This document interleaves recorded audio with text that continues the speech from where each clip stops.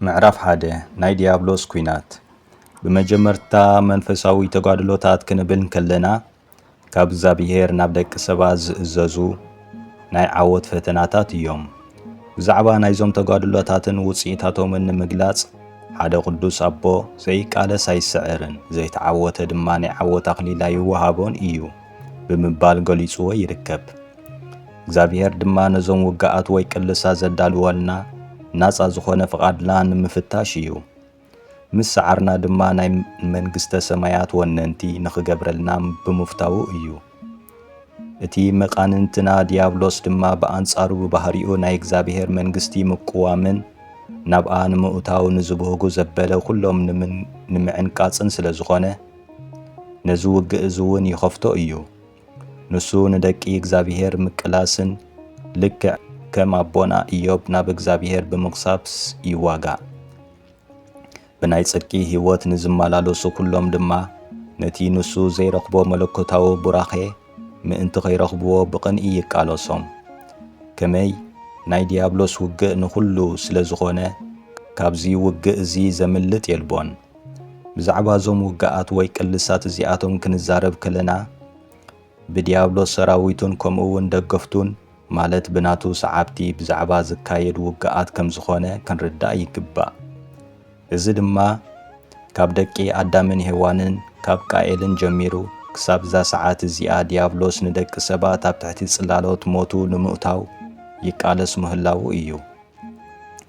ዲያብሎስ ንነቢያት ንሃዋርያት ናይ እግዚአብሔር መንፈስ ዝሓደሮም በዓል ዳዊትን ሳምሶምን ክልቲኦም ወላኳ ደሓር እንተተጣዓሱ እቲ እግዚአብሔር ዝገደፎ ንቅዱስ መንፈስ እውን ካብኡ ዘለዓለ ንጉስ ሳኦል እውን ኣብ ኩናት ደርቢዎም እዩ። ካብ እግዚአብሔር ዝተለኣኸ ክፉእ መንፈስ ከዓ የሳቅዮ ነበረ። እሞ ኸደኣ ንስኻስ ዲያብሎስ ነቶም መጀመርቲ መንፈሳውያን ወይ ድማ ንሓጣን ጥራይ ዶ ዝዋግኦም ይመስለካ? ኣይፋልን። ናይ ዲያብሎስ ኩናት ንኹሉ እዩ። ነቶም ብናይ እግዚአብሔር ጸጋ ዝዓበዩ ከይተረፈውን ኣርኪቡሎምን ምዃኑ ኣስተውዕል። እኳ ደኣ እቲ ኩናት ኣብኣታቶም ብዝያዳ ይብርትዕ። ስለ ዝኾነ ድማ ማንም ሰብ ንነፍሱ ካብ ውግእ እቲ ናጻ ከም ዝኾነ ወይ ድማ ካብ ናይ ካልኦት ናቱ ዝያዳ ገይሩ ናይ ምሕሳብ ኮነ ዕሽሽ ናይ ምባል ተግባር ከርኢ ኣይግብኦን። እስከ ናይቲ ዓብ ሰብ ንጉስ ዳዊት ታሪኽ ንዘክር። ምንም እኳ ናይ እግዚአብሔር መንፈስ ኣብ ልዕሊኡ እንተሓደሮ ብእግዚአብሔር ድማ ቅቡእ እንተነበረ ብዝሙት ወዲቑ ዝኸፍአ ሓይጣት ፈጺሙ እዩ። በዚ ዝተጠቕሰ ኣብነት ተመርኪስና ዲያብሎስ ንኹሉ ከም ዝዋግኦ ክንርዳእ ንኽእል። ዲያብሎስ ትመጻርርትኹም ዝውሕጦ ደልዩ ከም ዝጓዝም አንበሳ ይዘውር ኣሎ እሞ ተጠንቀቑ፣ ንቑሑ። ስለዚ ነቲ ዝድሕን ንምጥፋእ ኩሉ ሳዕ ብዘይምቁራጽ መፈንጠሪኡ ዘርጊሑ ተዳልዩ ምጽንሑ ዘርኢ ቃል ምዃኑ እዩ። ከምኡውን ኣብ ናይ ኢዮብ ታሪኽ ከም ነንብቦ እግዚአብሔር ንሰይጣን ካበይ መጺኻ ኢሉ ምስ ሓተቶ ከምዚ ብምባል እዩ ግልጽ ዝኾነ መልሲ ዝመለሰሉ። ንምድሪ ክዞራን ክኾላን ጸኒሐ መጻኹ። ብሓቂ እዚ ዑደት እዚ ዝህደን ደሊኻ ንምውዳቕ ዝግበር ዙረት እዩ። ዲያብሎስ ንዝቃሎሰ ሰብ ወላኳ ብመንፈሱ ብርቱዕ እንተኾነ ቀልጢፉ ኣይሓድጎን እዩ። ኣብ መጽሓፍ ቅዱስ ብዛዕባ ሓይጣት ከምዚ ዝብል ቃል ኣሎ። ንሳ ንብዙሓት ኣውደቐቶምን ዝቐተለቶም ከዓ ብዙሓት እዮም። ዲያብሎስ ነቶም 12 ናይ ጐይታና ደቂ መዛሙርቱ እኳ ንኽቃለሶም ድሕር ዘይበለ ዘይሓንኽ ተቓላሲ እዩ። ነዚ ውግእ እዚ እውን ጐይታ ንሃዋርያ ንቅዱስ ጴጥሮስ ከምዚ ብምባል ተዛረቦ። ስምዖን ስምዖን እነሆ ሰይጣን ከምዚ ስርናይ ክሓየኩም ለመነ፣ ኣነ ግን እምነትካ ከይትጠፍእ ምእንታኻ ጸልየ ኣለኹ።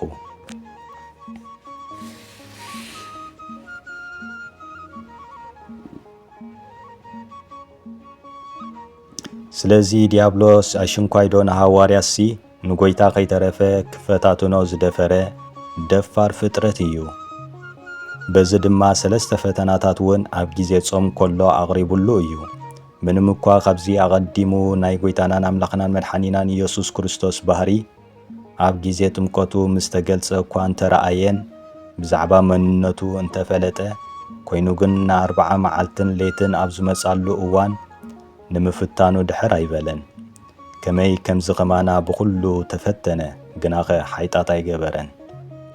ከምኡውን ንሱ ባዕሉ ክፍተን ከሎ ተሳቒዩ እዩ እሞ ነቶም ዝፍተኑ ክርድኦም ይከኣሎ እዩ። ስለዚ ብሓቂ ድማ ክርስቶስ ብሰይጣን ምፍታኑ ንዓና ንዝገጥመና ኩሉ ዓይነት ፈተናታት መጻናኒዕና እዩ። ፈተና እንተረኸበኩም ኣይትጨነቑ፣ ከምቲ ክርስቶስ ተፈቲኑ ግናኸ ዝሰዓሮ ንስኻትኩም ብምፍታንኩም ነዚ ዓወት ክትጓናጸፉ ኢኹም። ናይ ዲያብሎስ ኩናት ነቶም ብናይ እግዚኣብሔር መንግሥቱን ቤት መቕደሳቱ ተባሂልና ዝተሰመና ዘበልና ንዓና ኩሉ ኣብ ልዕልና ዝተጻወዱ ምዃኑ እዩ። ዲያብሎስ ናይ እግዚኣብሔር መንግሥቲ ብዝኾነ ዓይነት መንገዲ ብምቅዋም ንሰባት ድማ ናብ ውድቀት ብምብጻሕ ኩሉ ሳዕ ይሕጐስ። እንተተኸኣሎምሲ ነቶም ሕርያት ከይተረፈ እኳ ንምስሓት ዓብዪ ምልክታትን ተኣምራትን ክገብሩ እዮም። ከምኡውን ኣብ መጽሓፍ ቅዱስ ከምኡ ድማ ብሓደ ዝንሰሓት ኣብ ቅድሚ መላእኽቲ ኣምላኽ ሓጎስ ከም ዝኸውን እብለኩም ኣለኹ ዝብል ቃል ከም ዘሎ ድማ ሰይጣን ኣገልገልቱን ሓደ ጻድቕ ሰብ ክወድቕን ብናታቶም ፍቓድ ምስ ዝግዛእ ብዘይጥርጥር ኣዝዮም ይሕጐሱ። ንኸምዚ ዝበለ መንፈሳዊ ውግእ ድማ ሐዋርያ ቅዱስ ጴጥሮስ ከመይ ቅልስና ምስ ሕልቅነትን ስልጣናትን ምስቶም ንዘመን ጸልማት ዘመሓድሩ ገዛእቲ ዓለምን ምስቶም ኩፍኣት መናፍስትን ኣብ ሰማያት ዘለዉ እዩ እምበር ምስ ሰብ ኣይኮነን ብምባል ዝገለጾ ከምኡውን ትሕት ኢሉ ዝርዝሮም መንፈሳዊ ኣጽዋራት ዘይዓጠቐ ዘበለ ንኸምዚ ዝበለ ዓይነት ውግእ ክምክት ይኹን ክከላኸል ከም ዘይኽእልን እዙውን ብዘይ ናይ እግዚኣብሔር ረድኤት ከም ዘይከውንን ጐይታናን ኣምላኽናን መድሓኒናን ኢየሱስ ክርስቶስ ባዕሉ ኣረጋጊጽልና እዩ። ብጀካይ ሓንቲ እኳ ክትገብሩ ኣይትኽእሉን ኢኹም። ከምዚ ብዝበለ መንፈሳዊ ውግእ ናይ ዳዊት ቃላት ድማ ምስትውዓልን ምዝካርን ኣድላይ እዩ። ትውግእሲ ናይ እግዚኣብሔር እዩ እምበኣርከስ መንፈሳዊ ውግእ ማለት ዘየቋርጽ ዓይነት ውድእ ኣይኮነን እኳ ደኣ በብዓይነቱን ደረጅኡን ዝፈላለ ይኹን ደኣ እምበር ኩሉ ሳዕ ዘየቋርጽን ዘይውድእን ዓይነት ውግእ ምዃኑ ክንርዳእ ይግብኣና እዩ። ካብዛ ዝተፈጠርናላ ምድሪ ክሳብ ብሞት ዘይተፈለና ስጋና እውን ክሳዕ ዝለበስና ነዚኦም ውግእ እዚኦም ኩሉ ሳዕ ዝተቓልዕና ኢና።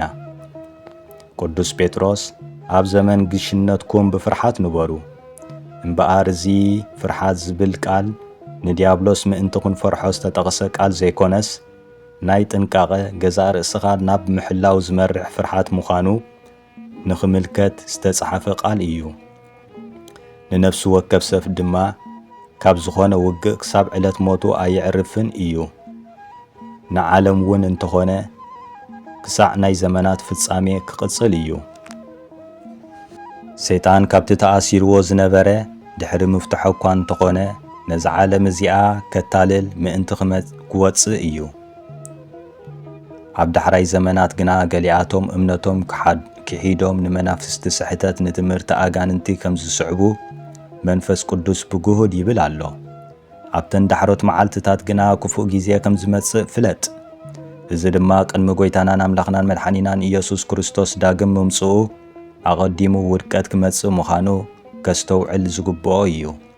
ነዚ ምእንቲ ክምህር ሐዋርያ ቅዱስ ጳውሎስ ኣብ መልእኽቱ ክሕደት ቅድሚ ምምጽኡ እቲ ሕጊ ዘይብሉ ሰብ እቲ ንጥፍኣት ዝተመደበ ከይተገልጸ መዓልቲ ጐይታ ኣይትመጽእን እያ። ዲያብሎስ ድማ እቲ ኩሉ ዝኽእሎ ዘበለ ከም ዘስሕትን ንዕዑ ከም ዝቕጽሎን ናብ ምድሪ እውን ክመጽእ እዩ። ዲያብሎስ ቁሩብ ዘመን ከም ዘለዎ ፈሊጡ ብብርቱዕ ቁጣዐ ኣባኻትኩም ወሪዶ ኣሎ። እዚ ቀጻልነት ዘለዎ ናይ ዲያብሎስ ውግእ ብፍላይ ኣብ ናይ ቅድስና ወቕቲ እምብዛ ዝያዳ እዩ። ንሕና መንፈሳዊ ስራሕ ክንጅምር ከለና ዲያብሎስ ኣዝዩ ስለ ዝባሳጮ ነቲ ክድብዮን ብመርበቡ ክሕዞን ዝወጠነ ሰብ ካብ መጻወዲኡ እኳ እንተኣምለጠ ስልቱ እናቀያየረ እዩ ዝዋጋእ።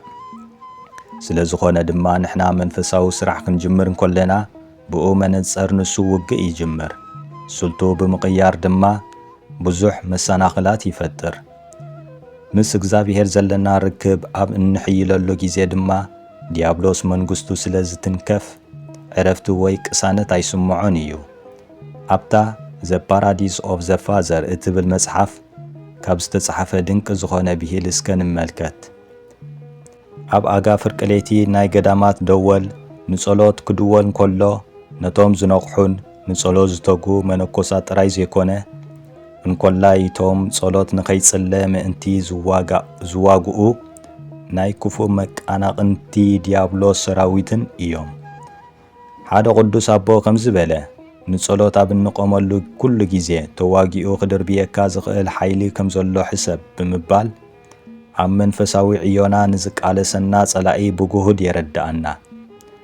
ከምቲ ንሕና መንፈሳዊ ዕዮታት ማለት ጸሎት፣ ተመስጦ፣ ዝማሬ፣ ንባብ፣ ስግደት ወዘተ ኣብ እንጅምረሉ ጊዜ ዲያብሎስ ኣእዳዉ ኣጣሚሩ ዝምልከተና ኸይመስለና። ኣብ መጽሓፍ ሲራኽ ከምዚ ዝብል ቃል ተጻሒፉ ይርከብ። ኣታ ወደይ ንእግዚአብሔር ከተገልግል እንተ ደኣ ኾይንካ ገዛእ ርእስኻ ንፈተና ኣዳሉ። እዚ ንባብ እዚ ኣብ ጊዜ ምንኩስና ኣብ ዝወሃበሉ ስርዓት ካብ ዝርከቡ ጸሎታት ሓደ ምዃኑ ኣብ ውሽጢ እቲ ጸሎት ዝርከብ ቃል እዩ።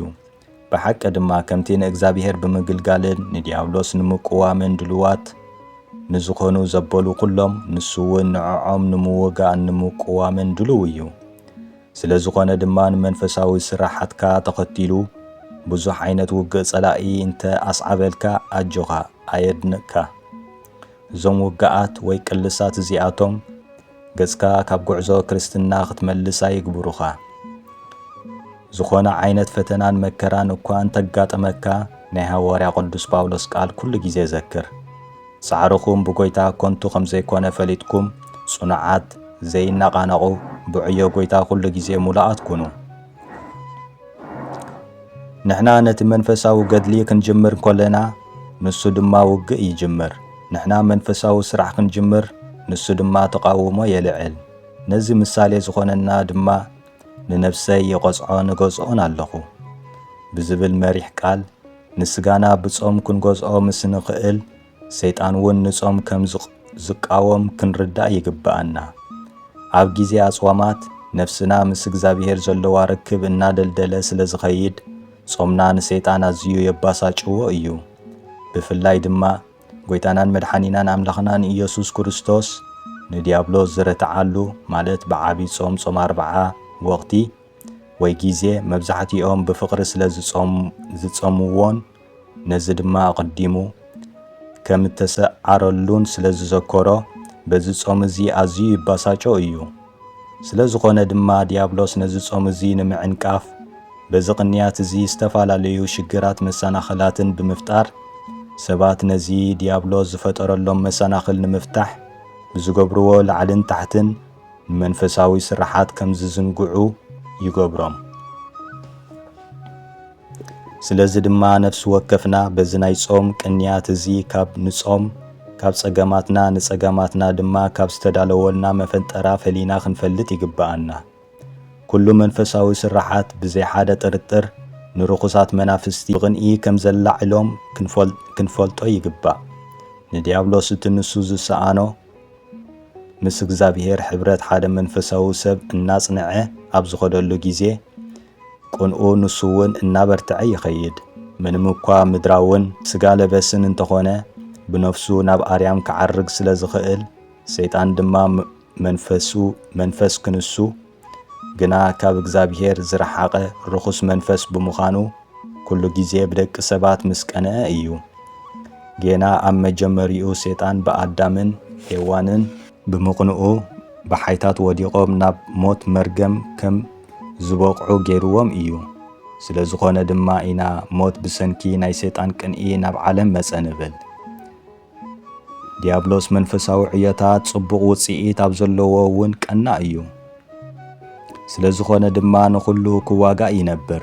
ነቶም ኣብ ትሕቲ ቁጽጽር ዘለዉኸ በቶም ኣብ ትሕቲ ሓይጣት ዝግዝኡኸ መንፈሳዊ ህይወቶም ዝደኸሙኸ ነዚኣቶም ስለምንታይ ይዋግኦም ንዝብል ሕቶም በኣር ነዞም ከምዚኦም ዝኣምሰሉ ንዘለዎም ኩነታት እናተዓዘበ ካብ ምሕጓሱ ንላዕሊ ዘውትር እናተኸታተለ ናብ ዝበለጸ ጥፍኣት ከም ዘምርሑ ይገብሮም። እምበኣርከስ ካብዚ ቀጺልና ሰለስተ ዓበይቲ መንፈሳዊ ውግኣት ክንርኢ ኢና። እቲ ናይ መጀመርታ ዲያብሎስ ቀሊል ወይ እውን ከቢድ ውግእ ዝኸፍተሉ ሰብ ክኸውን ከሎ፣ እቲ ካልኣይ ድማ ብናይ ገዛ ርእሱ ፍትወትን ድልየትን ዝዋጋእ ሰብ እዩ። እዚ ምስኪን ሰብ ሰይጣን ነቲ መጀመሪ ወይ መላዓሊ ነገር የመልክቶ እሞ ብናይ ውሽጣዊ ድልየታቱን ስምዒታቱን ወይ እውን ከም ልማድ ኢሉ ዝሓዞ ክፉእ ኣመሉ ንኽዋጋእ ዝሓድጎ ሰብ እዩ። እቲ ሓደ ብስጉኡ ክፍተን ከሎ እቲ ካልእ ድማ ብጠጠው ብሕልሚ ዝፍተን እዩ። ሓደ ሰብ ብርእሱ ክፍተን ከሎ እቲ ካልእ ብሕልንኡ ይፍተን። እቲ ሳልሳይ ናይ ዲያብሎስ ደቂ መዛሙርቱ ኢልና ብእንሰምዮም ወይ እውን ብሓይሊ ዲያብሎስ ዝፍተን ሰብ እዩ። ነዚ እያ ድማ ቅድስቲ ቤተ ክርስቲያን ንምስጋና ኣብ ነቕርቦ ጸሎት ኩሉ ቅንኢ፣ ኩሉ መከራ፣ ኩሉ ናይ ሰይጣን ስራሕ ምኽሪ ኹፉኣት ሰባት ምልዓል ሓይሊ ጽልኢ ብስውርን ጉሁድን ካባና ካብ ኩሉ ህዝብና ርሕቕ ብማለት ንኽንጽሊ እትምህረና። እቲ ካልእ ዓይነት ጻዕሪ ዝለዓለ ውግእ እዩ። እቲ ካልእ ዓይነት ውግእ ድማ ንፈተና ወይ ድማ ካብኡ ነጢርካ ንኽትወፅእ ኣብ እትገብሮ ጻዕሪ ዝለዓለ ውግእ እዩ። ነዚ ውግእ እዚ ከም ምሳሌ ክኾነና ዝኽእል ኣብ መጽሓፍ ቅዱስ ተጻሒፉ ካብ ዘሎ ሓደ ታሪክ ክንርኢ ኢና። ድሕሪዚ ኣምላኽ ንኣብርሃም ፈተኖ። ኣብርሃም ኢሉ ጸውዖ። ነቲ ትፈትዎ ሓደ ወድኻ ይስሓቕ ዝሓርር መስዋእቲ ጌርካ ኣቕርበለይ ይበሎ። ክብሪ ንእግዚኣብሔር ይኹን። በዚ ንኣቦና ኣብርሃም ኣይተዋግኦን። እንታይ ደኣ ናይ ፍቕዱ ዕምቆትን ንዕዑ ዘለዎ ተኣዛዝነት ንኽርኢ ምእንቲ ፈተኖ። በዚ ፈተና እዚ ድማ ኣብርሃም ሓለፈ። ንሓጥእ ይኹን ጻድቕ ውግእ ክኸፍተሉ ግድን እዩ። ኣብ መንጎ ሓጥእን ጻድቕን ዝኽፈት ውግእ ግና ፍልልይነቱ እንታይ እዩ እንተደኣኢልና እቲ ቀንዲ ፍልልይነቱ እቲ ጻድቕ ውሽጡ ንጹህ ኮይኑ ንደጋዊ ውግእ ግን ዝተቓልዐ ምዃኑ እዩ። ይኹን ደኣ እምበር ንደጋዊ ውግእ ስቒሉ ኢዱ ኣጣሚሩ ዝዕዘብ ማለት ግን ኣይኮነን። እኳ ደኣ ብዘለዎ ዓቕሚ ንኹሉ ንኽስዕር ምእንቲ ይቃወሞን ይዋግኦን እዩ። ብኻልእ መልክዕ እውን ሓይጣተኛ ክፉእ ሰብ ንውሽጣዊ ይኹን ንደጋዊ ውግኣት ዝተቓልዐ ክኸውን ይኽእል እዩ። ብደገ ብናይ ሰይጣናት ፈተናት ክዋጋእ እንከሎ ብውሽጢ ድማ ምስ ሕልንኡ ልቦንኡን ከም ዝምንጩ ፍትወታትን ስምዒታትን ይዋጋእ። ስለ ዝኾነ ድማ ናብ ልቦንኡ ኣፍ ደጌታት ብምኽፋት ናይ ዲያብሎስ ሓሳባት ምኽርን ብዘይ ምጥርጣር ተቐቢሉ የእንግዶ። ነዚ ብምምስራቱ ሒደት ሓሳብ እኳ እንተኸኣለ ተጋድሎ ኣዝዩ ድኹምን ልሕልሑን ስለ ዝኾነ ካብ ብደገ ንዝመጽእ ናይ ጸላኢ ሓሳብ ብቆራጽነት ክምክት ዝኽእል ኣይኮነን። ጻድቃን ግና ኣብ ግዜ ውግእ ሓይሎም ስለ ዝግለጽ ሰዓርቲ ተዓወቲ እዮም። ሓጣን ግና ብኹሉ ይሰዓሩ። ይኹን ደኣ እምበር ሓደ ግዜ እግዚኣብሔር ንጻድቃን ንግዚኡ እኳ እንተኾነ ምእንቲ ጥቕሚ ገዛእ ርእሶም ከም ዝሰዓሩ ይገብሮም እዩ። ሓደ ሰብ ኣብ ኩሉ ዘጋጥሞ ኩናት ዘበለ ዝዕወት ጥራይ እንተደኣ ነይሩ ብትዕቢት ገዛእ ርእሱ ድማ ልዕል ማንም ገይሩ ብምርኣይ ዝመጽእ ውግእ ግና ክወድቕ ይኽእል እዩ። ስለ ዝኾነ ድማ ንጻድቃን እግዚኣብሔር ሓንሳእ ኣሓሊፉ ከም ዝሰዓሩ ብምግባር ትሑታንን ስውር ልቢ ከም ዝውንኑ ይገብሮም። በዚ ድማ ጸላኢ ኣብ ኩናት ክሳዕ ክንደይ ከቢድን ጨካነ ዝመልኦ ምዃኑ ብምርኣይ ንኸምዚኦም ዓይነት ውግእ ንዝተቓልዑ ወገናቶም ከም ዝርህርሁ ይገብሮም።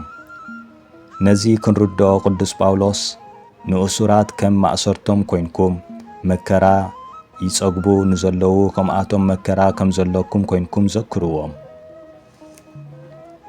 ናይ ዲያብሎስ ውግእ ዘይፈልጥ ሰብ ብኸምዚኦም ውግኣት ንዝተሰዓሩ ሰባት ብምርኣይ የቃልሎም፣ ይፈርዶም፣ ይጸልኦሙን እዩ። እቲ ነዚ ናይ ዲያብሎስ ውግእ ኣጸቢቑ ዝፈልጥ ሰብ ግና በቲ ኩናት እቲ ንዝወድቁ ብጾቱ መከሮኦም ሪኡ ይርህርሃሎም እዩ። ከምቲ ሐዋርያ ቅዱስ ጳውሎስ ዝበሎ ድማ ምእንቲ ድሕነቶም እውን ይጽሊ። ኣብ እምነት ጸኒዕኹም ተቃወምዎ፣ ምክንያቱ ነቶም ኣብ ሙላእ ዓለም ዘለዉ ኣሕዋትኩም እውን እዚ መከራ እዚ ይበጽሖም ከም ዘሎ እትፈልጡ ኢኹም። ብተወሳኺ ብዛዕባ ናይቲ ኣራዊት ኣብ ራእይ ዮሃንስ ተነግረ ቃል ክሳዕ ክንደይ ከም ዘፍርሕ ንመልከት። ነቶም ቅዱሳንን ክዋግኦምን ክስዕሮምን ፍቓድ ረኸበ። ቀጺሉ እውን ኣብ ልዕሊ ኩላቶም ነገዳትን ህዝብን ቋንቋታትን ኣሕዛብን ድማ ስልጣን ተዋሃቦ። እቶም ካብ ምፍጣር ዓለም ጀሚሩ ስሞም ኣብቲ ናይቲ ዝተሓርደ ገንሸል መጽሓፍ ሕይወት ዘይተጻሓፈ ኣብ ምድሪ ዝነብሩ ኩሎም ክሰግዱሉ እዮም ይብል። ምንም እኳ እዚ ንሓደ ሰባት ኣብ ፍርሒ ሸሚሙ ተስፋ ዘቁርጽ ቃል ዝመስል እንተኾነ ነቲ ኣራዊት ክሰግዱ እዮም ዝተባሃሉ ካብ ፍጥረት ዓለም ጀሚሩ ኣስማቶም ኣብ መጽሓፍ ሕይወት ዘይተጻሕፈ እዮም። እዚኦም ድማ ደቂ ጥፍኣት ክኾኑ እንከለዉ ቁጽሮም ወይ ብዙሖም ድማ ብዘይ ጥርጥር እምብዛ ብዙሕ እዩ። እዚ ድማ ናይ ዲያብሎስ ሓይልን ናይ ውግኡ ብርትዕን የመልክተካ። ይኹን ደኣ እምበር ዲያብሎስ እቲ ኣራዊት ናብቲ ዘይጠፍእ እሳትን ናይ ዲነ ባሕሪ ምድርባዮም ዘይተርፍ ብምዃኑ ግና ንሕና ክርስቶሳውያን ዓብዪ ምጽንናዕ ኣለና። እዚ ኩሉ ዝተጠቕሰ ኣብ ኩሉ ጉዕዞ ህይወትና ኣዝና ጥንቁቓትን በላሓትን ንኽንከውን እዩ። ከመይሲ ጸላኢና ኣዝዩ ጨካን ምዃኑ እንተደኣ ፈሊጥና ናይዚ ሐዋርያ ቃል ብምስማዕ ብምስትውዓልን ብዕምቆት ንተዓዘቦ። እምበኣር ተጠንቀቑ፣ እቲ ቅንያቱ ክፉእ እዩ እሞ ነቲ ዝተዋሃብኩሞ ግዜ ብምሉኡ ኣብ ረብሓ እናውዓልኩም ከም ዓያሹ ዘይኮነስ ከም ለባማት ንበሩ። እምበኣር ንዲያብሎስ ምስ ዓሩስ ከፍርሓና ኣይግብኣን፣ እንታይ ደኣ ብዝበለጸ ጥንቁቓትን ንቑሓትን ክንከውን ይሕግዘና እምበር። ከምኡ ድማ ብናይ ገዛ ርእስና ሓይሊ ንኸይንምካሕ ሓጊዙ ብኹሉ ፈተናታትን ቀልሳትን ዲያብሎስ ኩሉ ሰዓና ብእግዚአብሔር ብምጽጋዕ ንኽረድኣና ከም እንስዕሮ እውን ይገብረልና። ከምዚ እውን ኢልና እዩ፣ ኣብ ዓለም ጸበባ ኣለኩም እንተኾነ ኣጀኹም ኣነ ንዓለም ስዒረያ እየ። ብሓቂ ንሱ ዲያብሎስ ኣብ ዝፈተኖ ግዜ ንኹሉ ስዒርዎ እዩ። ሕጂ እውን እንተኾነ ክስዕሮ ይነብር ኣሎ። ክሳብ ምጽዓት ዓለም እውን ኣባና ሓዲሩ ክስዕሮ ክነብር እዩ። ነገር ግና ነቲ ብክርስቶስ ገይሩ ኩሉ ሰዕ ናብ ዓወት ዝመርሓና ብኣና ገይሩ እውን ክርስቶስ ከም ዝፍለጥ ንምግባር ከም ጥዑም መዓዛ ኣብ ኩሉ ቦታ ዝግለጽ ኣምላኽ ስብሓት ይኹኖ። ኣሜን። እቲ መዳርግቲ ኣልቦ ዝኾነ ጎይታናን መድሓኒናን ኣምላኽናን ኢየሱስ ክርስቶስ ናትና ናይ ደቂ ሰባት ስጋ ብምልባስ ንዲያብሎስ ስዒርዎ እዩ። ሕጂ እውን እንተኾነ ካብ ሓይጣት ናጻ ገይሩ ቀዲሱ ሓይልን መንፈስን ሂብና እዩ። ቅዱስ ጌርግስ ኣብ ቅዳሲኡ ንመንነተይ በኣኻ ቀደስካዮ ብምባል ንዓና መሲሉ ንዝተዋረደ መንነትና ልዕል ብምባል ቀደሰልና። መንነትና ድማ ናይቲ ሓያል ወገን ናቱ ናይ ክርስቶስ ምዃና ይምህረና። ከመይሲ ኣቐዲሙ ዲያብሎስ ነዚ ኣካልና ተቋጻጺርዎ ነበረ እሞ ነዚ ንሱ ዝቃረኖ መንነት መድሓኒና ጎይታና ኢየሱስ ክርስቶስ ንኣካልናን ስጋናን ለቢሱ ንዲያብሎስ ብምስዓር ነቲ ዝቐደመ ክብርናን ከምኡውን ንዕዑ ከም ዝመሰልናን ብምርግጋዝ ዝተዘርአ ክብርናን ኣውሂብና እዩ። ስለ ዝኾነ ድማ ካብ ሕጂ ንድሓር እዚ ኣካልና ዲያብሎስ ኣብ ዝደልየሉ ግዜ ከም ድላዩ እናሰዓረ ዝላገጸሉ ኣካል ኣይኮነን፣ ደጊም መጻወቲኡ እውን ኣይኮነን። ከመይሲ በዛ ኣካል እዚ ተሳዒሩ ብምዃኑ ኩሉ ሳዕ ይፈርሖ እዩ። ጎይታናን መድሓኒናን ኢየሱስ ክርስቶስ ናይ ፍርሒ መንፈስ ካባና ብምእላይ ናይ ዲያብሎስ ሓይልን ንስዕረሉ መንፈስ ዓዲሉና እዩ። ከምቲ ሐዋርያ ቅዱስ ጳውሎስ ተዛረቦ ክርስቶስ ኣባና ሓዲሩ ንዲያብሎስ ከም ዝሰዓሮ ተስፋ ኣለና። ከምቲ ብዝሒ ክብሩ መንፈሱ ብውሽጥኹም ብሓይሊ ምእንቲ ክበርትዓኩም እጽሊ ኣለኹ። ክርስቶስ ኣብ ልብኹም ብእምነት ምእንቲ ክሓድር። ስለዚ ኣብ ዝኾነ ግዜን ሰዓትን ዲያብሎስ ውግእ እንተኸፈተልና ኣብ ኩሉ ናይ ፈተና ግዜና ኢድ መድሓኒና ጎይታናን ኢየሱስ ክርስቶስ ምሳና ስለ ዘላን ኣብ ናትና ቦታ ኮይኑ ብምውጋእ ዓወት ስለ ዘጓናጽፈና ነዞም ውግኣት ክንፈርሖም ይኹን ክንዳሃለሎም ኣይግባእን። እቲ ኣገዳሲ ነገር ክንርድኦ ዘለና እግዚአብሔር ናይ ዲያብሎስ ውግኣት ወይ ቅልሳት ኣየጥፍኣልናን እዩ እንታይ ደኣ ከም እንዕወተሎም ግና ይገብረና ኣምላኽና ንስሌና ተቃሊሱ ንዲያብሎስ ምስዓሮ ንሕና ድማ ፍቓዶ ብምፍጻም ክንነብር ነቲ ንሱ ዘዳለወልና ናይ ዓወት ኣኽሊል ድማ ካብኡ ንምቕባል ንኽንበቅዕ ይግብኣና እምበኣርከስ እዚ ኣብ ላዕሊ ተጠቒሱ ዝጸንሐ ምዕራፍ ናብቲ ዝቕጽል ኣገዳሲ ዓምዲ ማለት ዲያብሎስ ኣብ ውሽጢ ውግኣት ወይ ቅልሳት ዝለዓለሎም ባህርያትን ጠባያትን ንምልላይ ንምስትውዓልን ዝሕግዝ ምዕራፍ ዘሰጋገር ኣብ ህይወትና ንዝገጥመና ፈተናታት ድማ ብሓጎስ ተቐቢልና ምእንቲ ንምስዓሮም ክንተብዕን ከምኡውን ስለምንታይ ኣነ እፍተን ወይ ንበይነይ መከራ ዝወርደኒ ካብ ዝብል ድኹም ሓሳብ ዘናግፍ መግለጺ እዩ